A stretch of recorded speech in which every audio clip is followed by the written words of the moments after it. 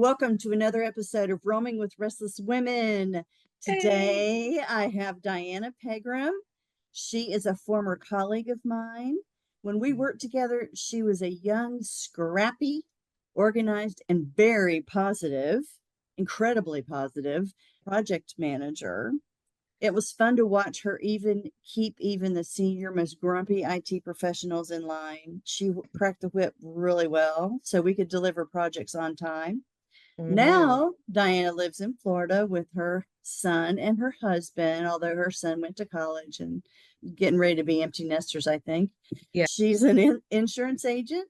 But the most extraordinary thing about Diana is how she persevered through a breast cancer diagnosis and how she used now using her superpower of positivity, not Mm-hmm. only to come through that ordeal, but also, and even better, to encourage others to get their mammograms and keep fighting if they have Yes. breast cancer for sure. So, Yes. welcome, Diana. Thank you for Thank coming you, on. Julie. I love your picture behind you. That's my favorite Oh, thank you. place. Yeah. Key Key West. West. That's right. Tell us a little bit about yourself before the cancer diagnosis. Just start. Before the cancer diagnosis, just going through life like Yeah. normal, happy, not really even planning my retirement or my future or anything, just doing the day-to-day things. Married, son, all that kind of stuff. Just doing life, really. Yeah. And I know Blake, your son, is heavy Mhm. into rowing. Is that correct? Yes. Oh gosh, yes. Yes. So that was a lot of our life is going to regattas all over the place. But that was nice. We love That our must regatta families and everything. Yeah, that must have been fun. I know that it when I was. would get the information on Facebook or your post, that was a lot of what you were doing was following him around with the boat. Yeah, yeah, that's exactly what we were doing for years.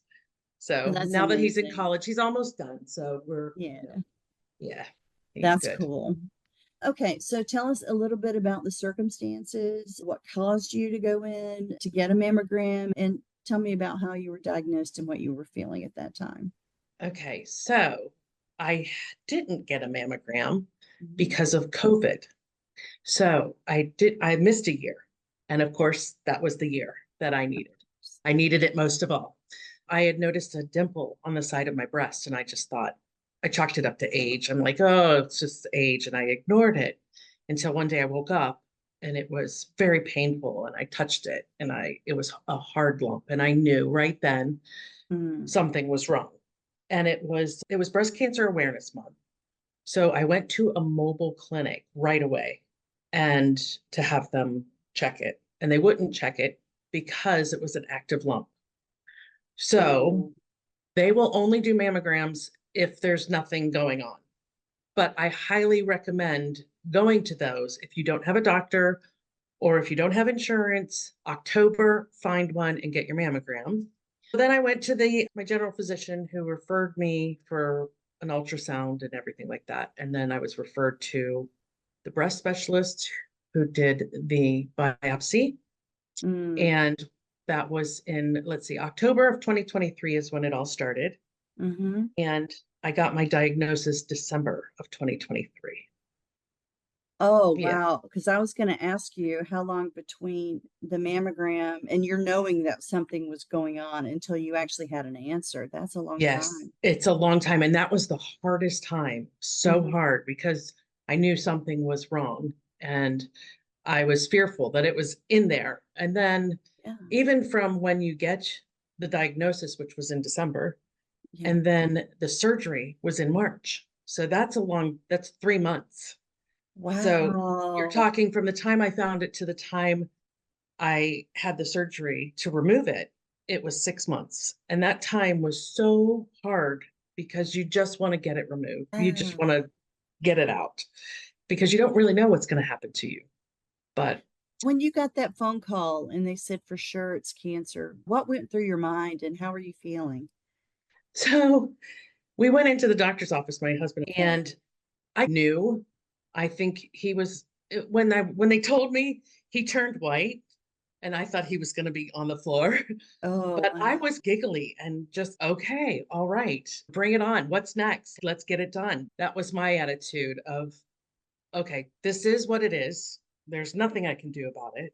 And I just have to take the next step. So what is it? Let's go. Get it Um, done.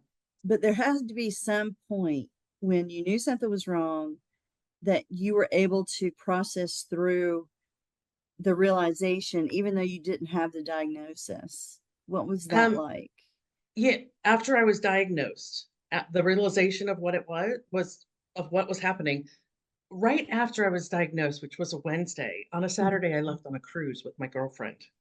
So I sat on this cruise, just very quiet, and Oh, wow. and then it hit me. And she was there for me when it hit me. It was like, okay, it's fine. I got it. I get what's going on now. And then I just started reading and reading and Yeah. okay, when I get off this cruise, I'm ready to go. Let's go. Let's get it done. Let's do what we have to do. I don't know what that looked like. Had no idea what it looked like, but I was ready. Wow. Yeah.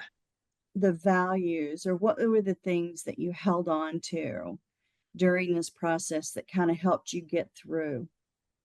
Oh gosh, my son, that being there for him and seeing him grow up and with a family and being a grandmother and all of those things were really front and center Mm, for me. That was huge for me. And I kept just saying, I'm going to go, I'm going to fight it. I've got to be here. I have yeah. no choice. There you go. There's just no choice. So you've He got to be needs there. me. Sorry for the interruption. I've got to be there. So Absolutely. yeah. Absolutely. So, what did you wish you had known before all of this happened? What were some surprising things that you learned during the Uh, process? okay. Yeah. And So you can talk about any stage, just okay. I guess the biggest one was all the tests that have to be done, of course, and all the mm, different stages. I never asked what stage I was in. At first, they tell you you're stage one. And then when you go in for surgery, and if it's cancer, then you're stage two, or if it's a certain type, it's stage two. And then if it's in your lymph nodes, you're stage three. And if it travels to other parts of your body, then you're stage four. I never asked what I was mm. because I didn't want to be afraid. I didn't want to know. I knew I wasn't stage four because we had tests done. And that's when I was scared. The first time I was scared. And I mentioned that to you that because you had asked me the question before, when were you scared? And that was the only time I was scared was when they said that there was something on my liver. And I thought, oh gosh, this Oh, is it. goodness. Yeah, Yeah. this is it. This is it for me. But it wasn't. The other thing that I wish I knew was just the steps to get to where you're in the chemo area and have somebody walk me through the chemo area before I walked in there for my treatment. Mm. Because it's a room full of people getting treatment at different stages of their lives. And it took my breath away because I wasn't prepared to see all of that and to know that I was one of them and I'm walking in this room and this So is what my life is. describe a couple of, Just you're in a big room with recliners, everybody is hooked up. I had a port in. Most people do have a port where they're attached, where they just put all the needles or whatever they attach to the IVs. And just one woman who was just all cocooned up and all you could see was her face, and another guy who was just really chatty and chatting with everybody, but at different stages where you knew that you may not see them the next day. mm, And then I'd see the new people come in and they would be frightened. And it was always I always tried to strike up conversations with them to say, you're going to be okay. Because that's what happened oh, with me is a volunteer came over and said to me, you're going to be okay. And that's all I needed to hear. She was a breast cancer survivor as well. And wow. yeah, so she was like a little angel that just came to my side and said, you're going to be just fine. And that gave me a little bit of hope. But yeah, it is scary. And if you don't know what's going to happen to you, it's even scarier because you're like the unknown. But yeah, that was really it. I wish I knew before. And that's one thing that I want to do later in life is to Mhm. educate people if they don't have somebody to go with them, Yeah. to go with them. So they don't have to experience that just not even knowing, just this is what it looks like. And this is what it's going to be for the next 5, 6 months. Actually, it's 2 years. It's been almost 2 years of my life. So Wow. yeah, definitely a year. So Did you make the suggestion to anyone at your clinic or whatever, do an orientation I, walkthrough? yeah, I haven't, but it is something I go actually next week Oh, okay. to them. I just had some blood done. They check my tumor markers every 3 months. Okay. So I'll go back next week and I'll say something to my nurse Mhm. practitioner because, and I would be happy to do it. I would love to do that. If I weren't working all the time, I would be there volunteering. Yeah, Yeah. definitely. Yeah. Yeah. I think it's so, I'm sure that for them, it's their every day. They're there every day. It becomes a routine, even though Yes. certainly I'm sure that they have feelings and are compassionate towards the patients. It's still the mechanics of it, which can be so scary, Yes. is something that they don't even think about because No, it's they part of don't. their Yeah. everyday. Yeah. Yeah. That's what they, and they're wonderful people. Oh my Oh, gosh, they're yeah. all wonderful. But I don't think they get, I had them say to me, I don't know where you are and I don't know what you're feeling because I've never been there. Yeah. But they're all very caring people. Yeah. Um, when, how did you tell other people, like your family, once the diagnosis was there, or whenever you decided to tell them, what was your approach to telling folks? I told everybody that was very close to me right up front. I just told them the diagnosis. This is what it is. I will be okay. I'm going to be fine. Yeah. Just this is what I'm going to do. I didn't tell the whole world until later on when it was like, okay, I'm going to start chemo. My hair is going to fall out. I'm going to start looking different. So I think I need to share this. And I shared it on Facebook. And Yeah. it was one of the best things that I'd ever done. Do I do it? Do I not do it? But Right. having all the support of all my friends on Facebook, just the little messages and just, I'm praying for you or I'm thinking of you. And that sort of thing was enormous. It was such an enormous help to know that I had so many people that loved me and that were cheering me on. Here I go. I'm going to do this big thing. And it was really a great thing for me to do, to put it out on Facebook. So Did you have a conversation that with anyone that was the opposite of that, or somebody that bumbled? One of the things that I think most people, when they hear something like I have cancer or my husband died or whatever, they don't know what to do. They don't know what to right. say. They Yeah. feel it, but they don't know what you need to hear because they haven't lived in your shoes. So Right. was there a situation where you wanted to just reach out and pinch somebody's head off because that's not helpful? Yeah. Yeah, I had a customer actually. You reminded me of Oh him. my goodness, I'm Oh, sorry. he was absolutely terrible. Oh, He came in and he was like, "Oh, so I was bald at this point." He said, "So you have yes. cancer?" And I said, "Yes." "Oh, are you going to make it?" And I was like, "Oh my gosh." "Yes, I'm going to make it." "Oh, okay." And then he started going off and telling me about his wife who had cancer and that sort of thing. It's just very harsh. And it was like when he left, I thought, wow, that was an experience because I had never experienced somebody like that just come right out and just ask, like, are you going to live? Yeah, like it was any of Yeah, his business, first of right. all. Right. None of your business. But yeah, that was shocking. But everybody Wow. else just very caring. And yes, and what can I do? And how can I help? And the one thing I'll say that really helped a lot was gift cards for restaurants and Yes. food and those things that came into us. It was brilliant because I couldn't do it Yeah. when going through chemo. You just cannot, you're so tired and you just really are sick. Yeah. So it was wonderful. That was lovely. And I'd get little cards in the mail and just little things that were just encouragement. And it was so wonderful. I think I got one from you. I didn't give you a gift card. I wish I had now, but No. I think I sent you a mug or something that you'll It was be a very. wine glass. I think Yeah, that's it was a right. wine glass. That's Yeah. that's right, because I remember you love wine. Yeah. So, Yay. Yes, I remember yeah. that. So all those little things, that's all. The Makes a one difference. thing of that I'm not sure that you really realize is when I saw your Facebook post we worked together so many years ago. It had to be Yeah. more than 20 years. And I was so devastated Oh, for you Julie. and so worried about you. And Yeah. it feels a little bit like, okay, who am I? Because I haven't even talked to her in 20 years Right. to do anything but say, I'm praying for you, whatever. And then I thought to myself, what? I love getting packages.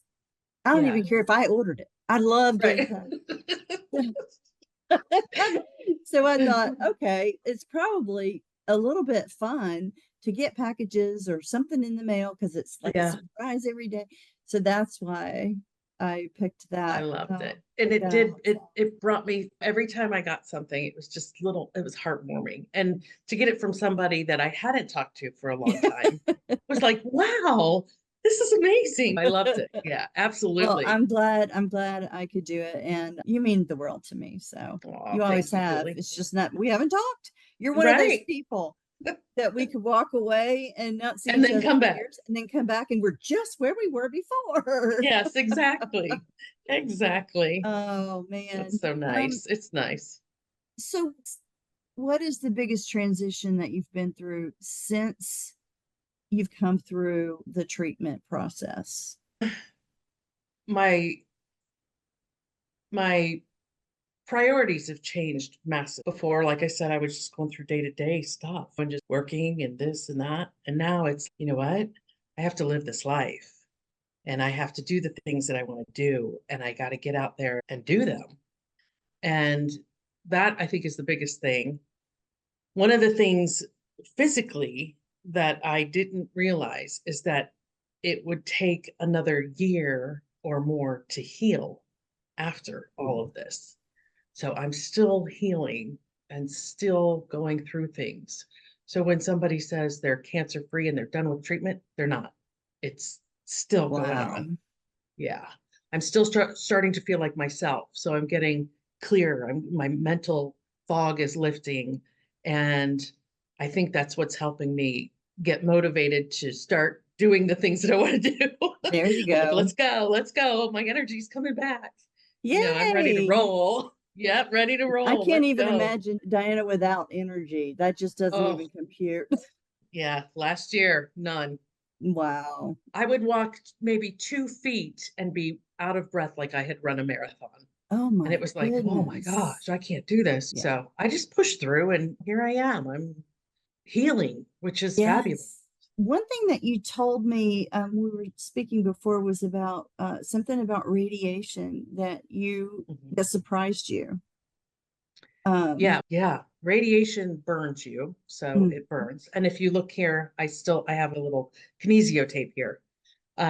Because the radiation is still working in my body. So it's causing problems, not problems, but it's reacting over here.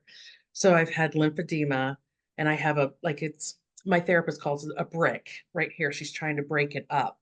But this is mm, where I was shot. This is where the radiation went. So I mhm. had a burn here and I had an exit wound out of the Yeah, back.